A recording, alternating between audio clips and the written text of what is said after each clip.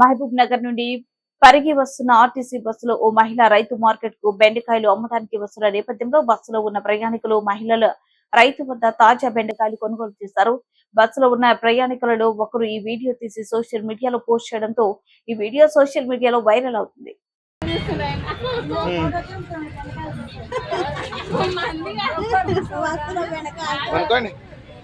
కూరగాయలు బస్సులు కూడా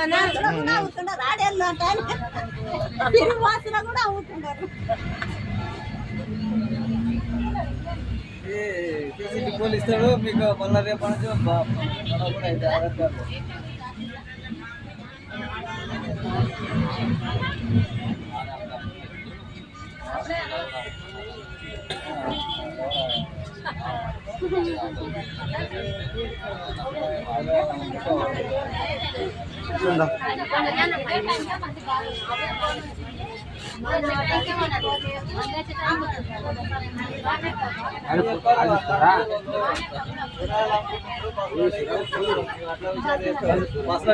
పెడతాడా